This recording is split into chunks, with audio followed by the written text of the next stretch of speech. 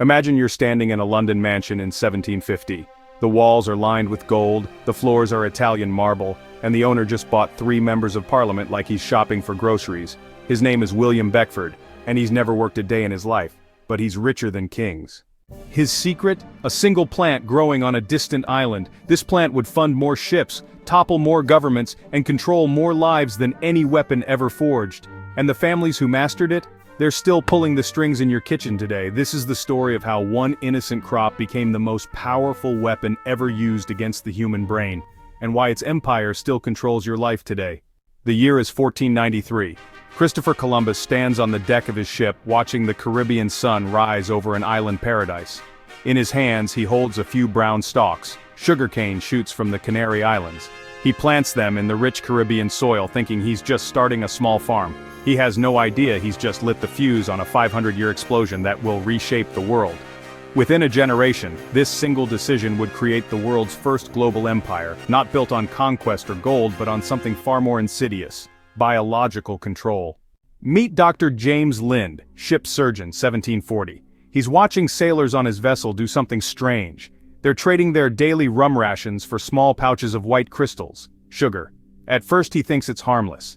Then he notices something disturbing. The sailors who consume sugar crave it desperately when supplies run low. They become irritable, shaky, almost desperate. Sound familiar? Dr. Lind had just witnessed something that wouldn't be scientifically understood for 250 years. Sugar hijacks the same brain pathways as morphine. Every gram triggers a dopamine rush 8 times stronger than cocaine. Your ancestors consumed maybe 4 pounds of sugar per year, about 1 teaspoon per week. You consume 150 pounds. That's like going from a single sip of wine to drinking a bottle every day. But someone figured out this biological weakness centuries before science could explain it. Picture yourself on a Barbados plantation in 1650. The air is thick with smoke from burning sugarcane, the ground trembles under massive stone wheels crushing stalks into pulp, and overseeing it all is Richard Ligon, plantation owner, who just calculated his yearly profits. His numbers are staggering, a 300% return on investment. His single plantation generates more wealth than entire European kingdoms. But Ligon sees something even more valuable than money. He sees patterns. He notices that workers who taste the raw sugar during processing become more compliant, work longer hours, and rarely try to escape. He's accidentally discovered biological workforce management. By 1750, Caribbean sugar operations had become the world's most efficient wealth extraction system. 12 million people transported across oceans to feed a machine that generated profits larger than all of Europe's gold mines combined. But the plantation owners were just getting started. London, 1756. William Beckford sits in his Soho Square mansion reading letters from around the world. Ships departing Jamaica, banks opening in Amsterdam, politicians elected in Bristol, all funded by his sugar fortune. Beckford isn't just wealthy, he's orchestrating a global network. He owns 22 plantations, controls 3 shipping companies, and has just purchased his way into Parliament. But he's not alone. 5 families, the Beckfords, Lascelles, Pinneys, Hibberts, and Gladstones, control 80% of the world's sugar supply. They don't just own plantations, they own banks, insurance companies, newspapers, and politicians. When sugar prices drop, they don't panic. They create artificial scarcity. When governments threaten regulation, they simply buy new governments. They've perfected invisible control across 4 continents. Then one of them had a revolutionary idea. Meet Henry Tate, 1870s Liverpool. He's standing in his sugar refinery, watching workers package white crystals into small household containers. But Tate sees something others missed: opportunity. Why, he wonders, should we only sell sugar as sugar? Why not hide it in everything? Tate starts experimenting. Sugar in bread, sugar in medicine, sugar in baby food, even sugar in meat products.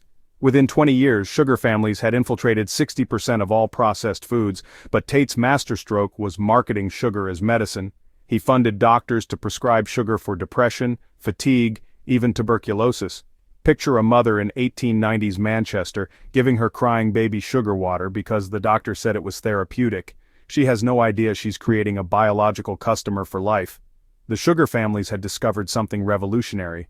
Turn people into biological customers who literally can't stop buying your product. Fast forward to today, and their ultimate victory is complete. Today, sugar families have evolved into something more powerful than governments. They've become the food system itself. 3 companies control 40% of global sugar production. But that's just the beginning. They own the processing plants, the distribution networks, and even the research institutions that study sugar's effects.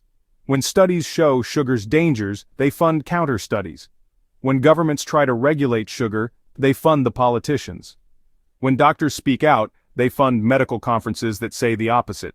The average person now consumes 17 teaspoons of sugar daily, most of it hidden in foods you'd never suspect. Your morning cereal contains more sugar than a candy bar, your so-called healthy yogurt, more sugar than ice cream, but here's the most chilling part. Want to know something that'll keep you up tonight? The same families that built sugar empires in the 1600s are still in control today. Their names are on modern food corporations, pharmaceutical companies, and research foundations. The Tate family still owns major sugar refineries. The Beckford fortune now controls food processing giants. They've simply evolved from visible plantation owners to invisible puppet masters of your pantry. So here's your reality. Every time you reach for that sweetened drink, you're not just satisfying a craving. You're participating in a 500-year-old control system that has never loosened its grip on humanity. Sugar built the modern world economy. Sugar funded the first global corporations. Sugar created the blueprint for industrial-scale human manipulation that every industry now follows. The families who started this empire understood something terrifying. Control people's biology and you control everything else. Look in your pantry tonight, count the products with added sugar. Then ask yourself, when did you decide to buy all of that? Or did something decide for you? The white crystals that enslaved continents are now in 80% of all food products. The same families are still pulling the strings, and the scariest part, most people have no idea they're still dancing to a 500-year-old tune. If this opened your eyes to the sugar empire hiding in plain sight, smash that like button and subscribe for more shocking truths about the forces controlling your food. Next week, I'm exposing the caffeine conspiracy that makes sugar look like child's play. And trust me, you're not ready for what I discovered. Drop a comment and tell me, how many sugar-loaded products did you find in your kitchen? The number might terrify you.